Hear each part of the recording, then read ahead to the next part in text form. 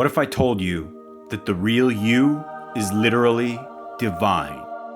The thing that you falsely believe is you actually manifests from the divine, but in and of itself forms the very duality that separates you from God. And Brahmacharya is the bar none surefire way for you to get to the point where you directly experience your inner divinity. Are you a spiritual aspirant? Maybe you get stuck on your journey. Or maybe you aren't an aspirant, but just can't seem to get ahead in life. You can't figure out how to get to the next level. You may have tried everything, and you're just not sure what more you need to try. Well, there is that one thing, right? If you feel like this, then there is likely one practice that you haven't tried. And even if you have tried it, you likely haven't done it right. If you don't control your sex, then it likely controls you. And anything that has any amount of control over you will be your doom on the spiritual path. Even on the material path, you'll be much better off having this in check. If you get this aspect of your life in order, then there's nothing you can't have, nothing you can't do, nothing you can't be. But unfortunately, most in this day and age are consumed by sex. To add insult to injury, simply giving up sex is not the solution. True, Brahmacharya does involve complete abstinence from all things sex, but if you only do this part of it, then you are missing the most important part of Brahmacharya. Simple celibacy or abstinence will likely form an attachment that will also destroy you on the spiritual plane. More on that in a bit. Some even form a spiritual ego and come to think that they are better than others because they practice celibacy. Let me tell you something. Spiritual ego is the worst kind of ego, and it will chew you up and spit you out before you even know what hit you. So tread carefully with judgment of others. And if you are going to do Brahmacharya, you need to do it right. We'll dive into that in a few minutes. Be sure to like, subscribe, and all the bells and whistles if you're into my content, and we'll surely continue to release videos like this one. Divinity is the core essence of who we truly are. At our deepest level, beyond the physical body and the mind, lies a divine spark. This inner divinity is our true nature, often hidden beneath layers of ego and false identity. What we falsely perceive as ourselves, our thoughts, emotions, and physical form, are but manifestations from this divine source. However, these manifestations can create a sense of separation from the divine, making us forget our true nature. By understanding and connecting with our inner divinity, we can begin to see beyond the illusions of duality and experience our true divine self. Our inner divinity is our true nature. This divine essence is who we really are at the core. Recognizing and experiencing this inner divinity is the ultimate goal of spiritual practice. When we connect with our inner divinity, we start to see beyond the surface of our everyday lives. This connection helps us understand that we are not just our thoughts, emotions, or physical body. Instead, we are part of something much greater. Spiritual practice guides us to this realization, helping us strip away the layers of false identity and ego that hide our true self. By connecting with our inner divinity, we can live more authentically and align with our true purpose. The true self, or inner divinity, is our core essence. It's the part of us that is pure, unchanging, and connected to the divine. On the other hand, the ego is the false identity we create based on our thoughts, emotions, and experiences. The ego is like a mask that we wear on consciousness, shaping how we see ourselves and how we think others view us. The ego creates a sense of duality, making us believe that we are separate from the divine and from others. This false separation keeps us from experiencing our true nature. The ego thrives on comparisons, judgments, and attachments, which only strengthen this false sense of self. By recognizing and quieting the ego, we can begin to peel away these layers and connect with our true self.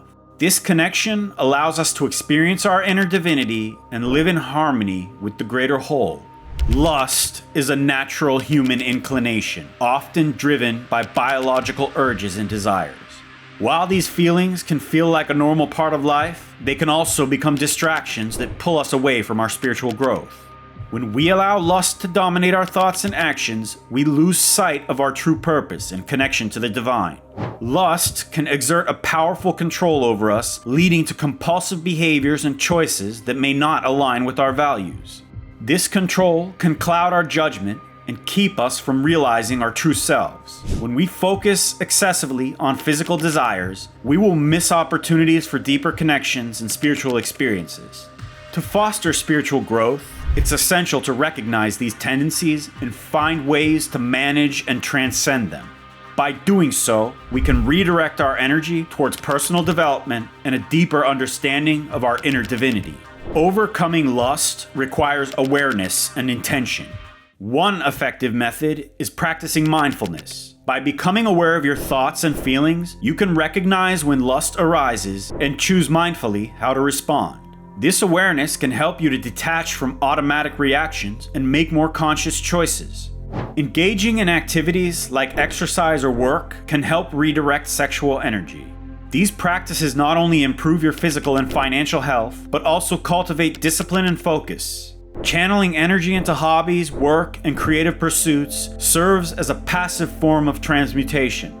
These outlets provide an opportunity for expression and keep your mind engaged on the task at hand. On the other hand, practices like meditation and spiritual exercises represent active transmutation tactics. They allow you to connect to your inner self and cultivate a sense of peace, making it easier to observe your desires without judgment. Exploring spiritual teachings can also provide valuable insights into the nature of desire and its role in your life. Understanding that sexual energy can be transformed into a powerful force for spiritual growth can shift your perspective. By focusing on your spiritual path and the benefits of overcoming lust, you can gradually diminish its hold on your life. Akhanda Brahmacharya is the sublimation of all your sexual impulses in word, thought, and deed. It is rooted in ancient Indian spiritual traditions. It is often defined as celibacy or abstaining from sexual activity, but in actuality, it encompasses much more.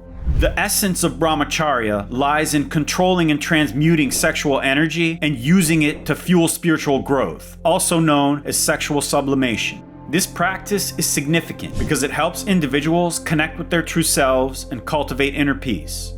The history of Brahmacharya dates back thousands of years, with its principles found in texts like the Vedas and Upanishads.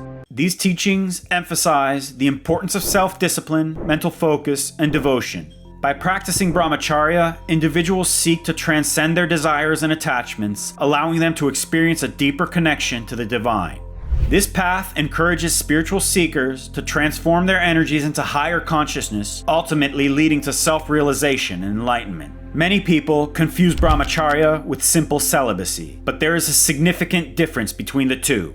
Celibacy refers to the practice of abstaining from sexual activity, often for personal or religious reasons. While it can be part of the spiritual journey, it is not the whole picture. Brahmacharya goes beyond just abstinence. True Brahmacharya involves not only refraining from sexual activity, but also transforming sexual energy into spiritual energy. Brahmacharya is not about restraint, it is about sublimation. Simply restraining yourself without sublimating those lustful desires can actually be very harmful. If you are only holding back without redirecting that energy, you may find yourself feeling frustrated or even more attached to those desires in the end. By understanding this distinction, you can better engage in the practice of Brahmacharya. This journey invites you to harness your sexual energy and use it as a fuel for growth in all realms. Embracing this transformative approach can lead to greater self-awareness and deeper connections with your inner divinity.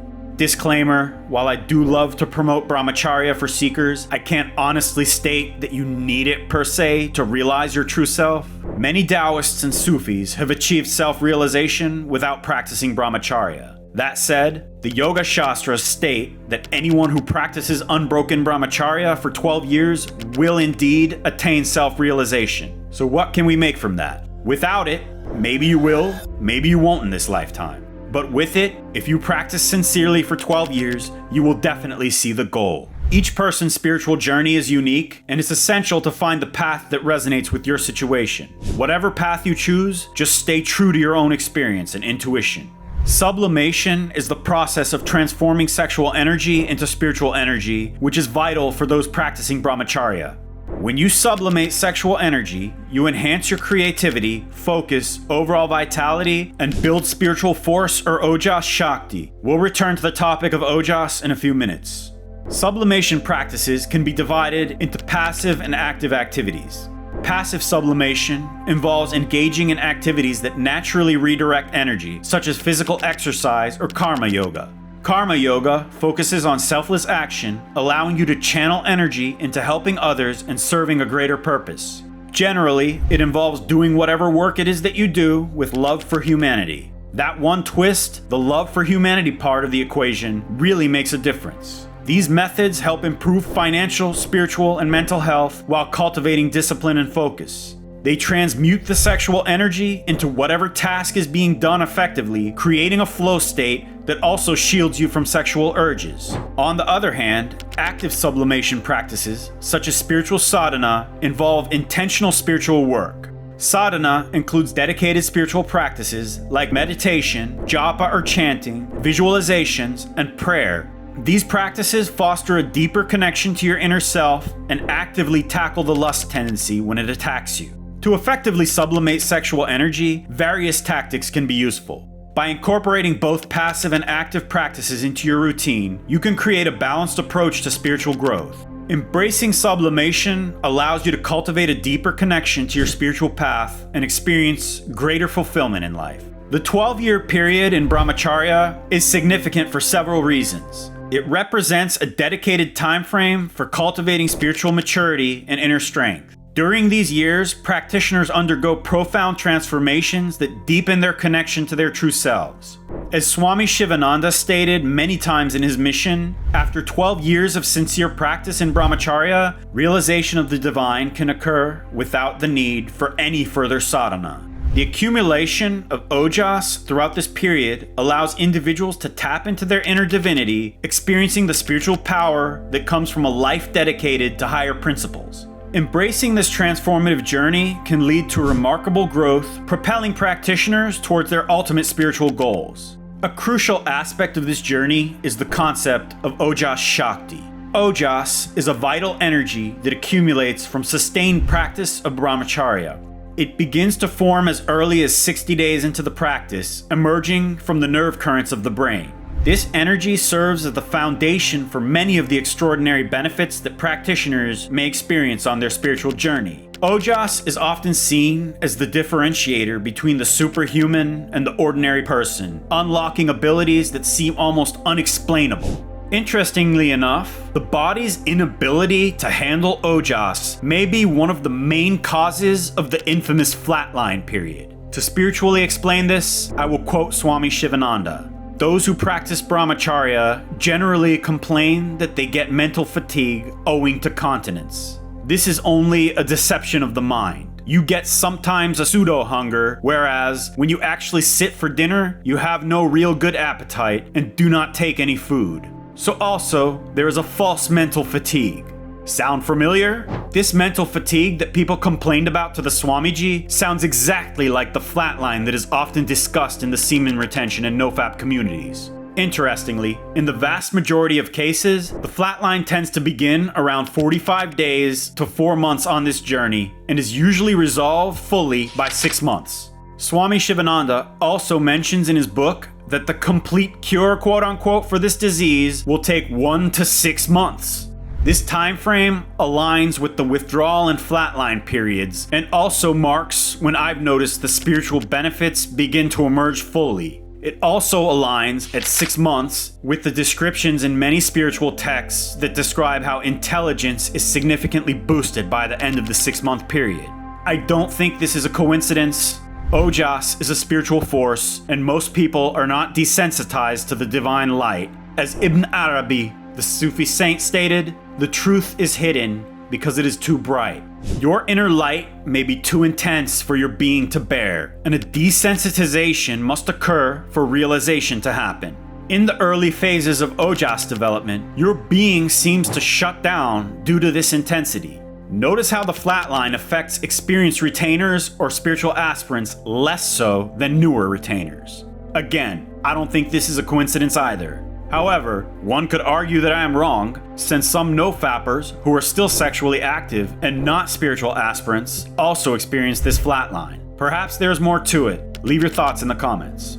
As you navigate this journey, it's crucial to be on guard from attachments. Forming attachments can be detrimental, even attachment to the practice of Brahmacharya itself. While it may seem beneficial to become deeply invested in your journey, clinging to any practice can lead to unexpected challenges. The key to true spiritual growth lies in sublimating your desires and rising above these attachments. When you focus on the essence of your journey rather than the methods, you open yourself up to a more profound connection with your inner divinity. Sublimation is about transforming your desires into higher energy that fuels you on the spiritual path. By letting go of attachments and embracing this transformative process, you create space for deeper insights and personal growth. Remember, the practice is a means to an end, not an end in and of itself. Stay flexible and open, allowing your journey to evolve naturally as you ascend toward your ultimate spiritual goals. Check out this video for a deep dive on 2 of my active sublimation tactics and a guided practice. It is one of my favorite, and to this day, I do this practice every day early in the morning.